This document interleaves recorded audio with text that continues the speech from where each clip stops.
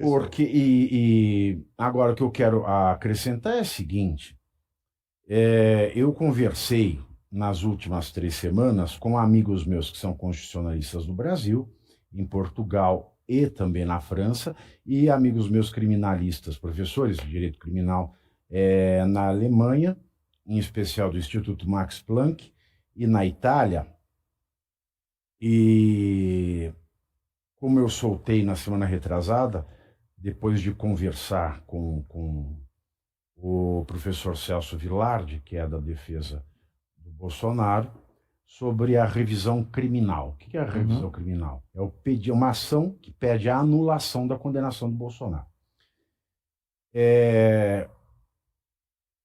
Como eu estou vendo todo esse movimento de vai e volta, um movimento que para mim não tem sentido nenhum, sinceramente. Tendo sido eu um crítico ferrenho da Lava Jato, e repito aqui, nunca fui com a cara do Moro, não vou com a cara do Moro e não irei com a cara do Moro. E como eu nunca mudei o meu entendimento jurídico, porque o direito brasileiro não mudou de 2017 para cá, é o mesmo. Então, quem foi contra o Moro e hoje é a favor do Moraes, está errado. Então eu coloco nesse saco uma certa pessoa que eu não falo o nome porque eu não quero criar inimizades, muito embora eu já a tenha e queira cultivá-la. Estou louco para falar o nome, mas não vou falar o nome do Reinaldo, então quem atacava a Lava Jato e afaga o Moraes está errado. E que também é o caso do ministro Gilmar. Claro. Porque ele era garantista lá e não é aqui.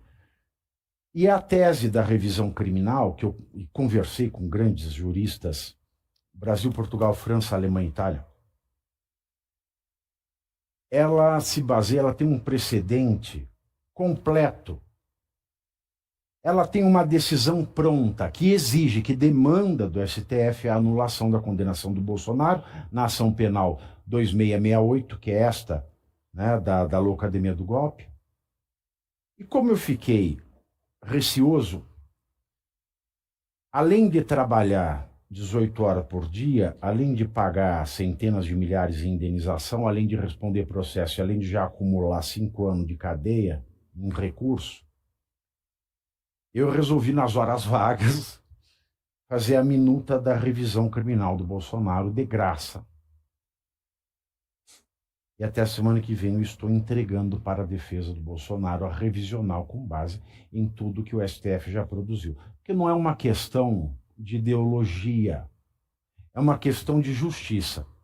Faço isso em razão de uma injustiça e faço isso também em homenagem ao Supremo Tribunal Federal.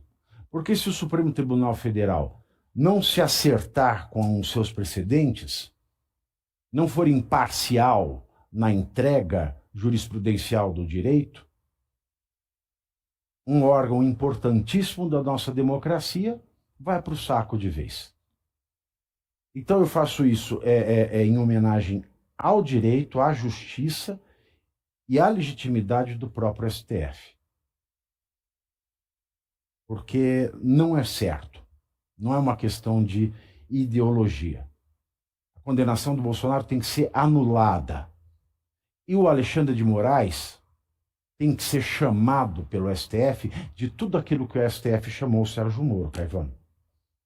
Pois é.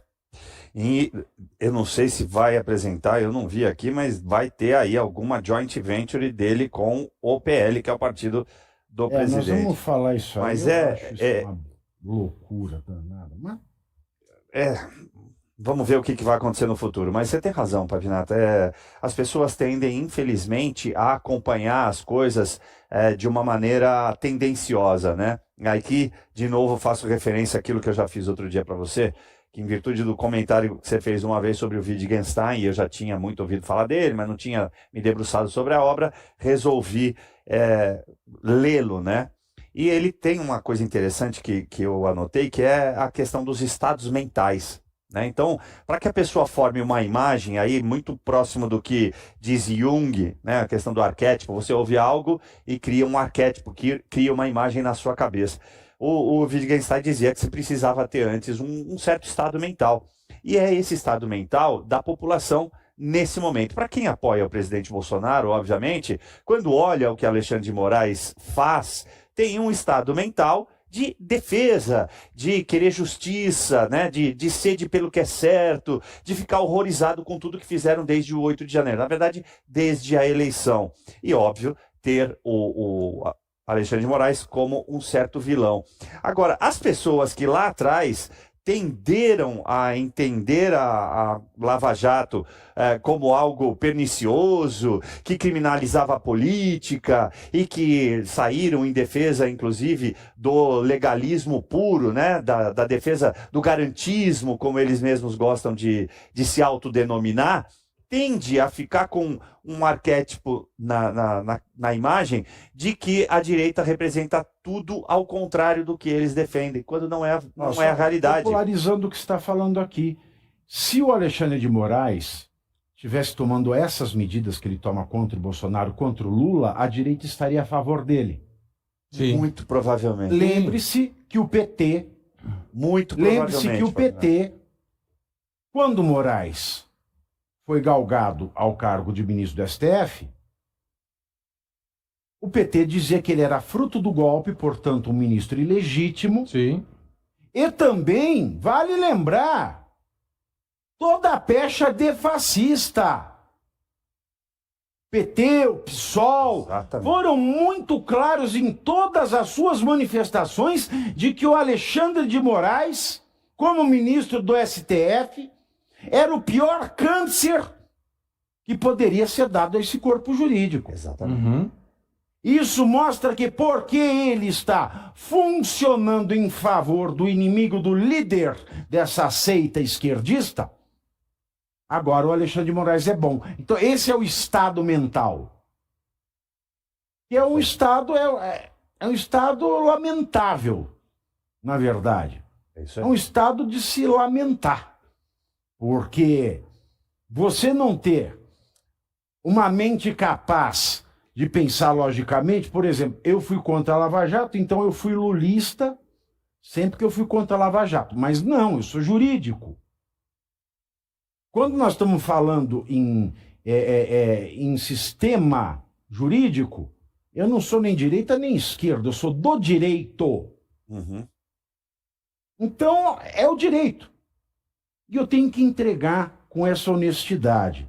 E o meu estado mental me permite ver as coisas de uma maneira fora da ideologia e dentro do direito. Então é isso. Era isso que eu ia tentar chegar e você foi brilhante, Pavinato. É a ideologia. Quando a ideologia acaba através das suas próprias crenças, daquilo que você acredita e, obviamente, daquilo que você se baseia, estão dentro do estado mental, como você falou, você fica com a mente turva, você não consegue enxergar a realidade. E eu vou fazer um meia-culpa aqui. Eu só fui enxergar determinadas coisas antes até de tudo que aconteceu depois naquela reunião fatídica que envolve o Sérgio Moro, mas ali em idos de final de 18, começo de 19, que a gente percebia que o direito estava sendo deixado de lado no que aconteceu da Lava Jato. Então, havia certas assertivas do pessoal garantista naquele momento de reclamar, assim como, evidentemente, haveria agora deles se colocarem do lado dos bolsonaristas, mas por uma questão de estado mental e de ideologia que mantém essa chama do estado mental acesa, eles não farão isso e continuarão defendendo o Alexandre de Moraes. Eu lembro de uma audiência do Lula com o Sérgio Moro, lá na 13ª Vara Federal de Curitiba, em que o Cristiano Zanin pediu uma questão de ordem, Cristiano Zanin, então advogado de Lula, e o Sérgio Moro virou para ele e disse a seguinte frase: se o senhor quer presidir a audiência, preste concurso. E no ano passado, ao assistir um dos julgamentos, que foi do Felipe Martins, quando eu via o Jeffrey Chiquini, advogado do Felipe Martins, pedindo questão de ordem, eu ouvi o Alexandre de Moraes dizer: se o senhor quer prestar, se o senhor quer presidir a audiência, preste concurso.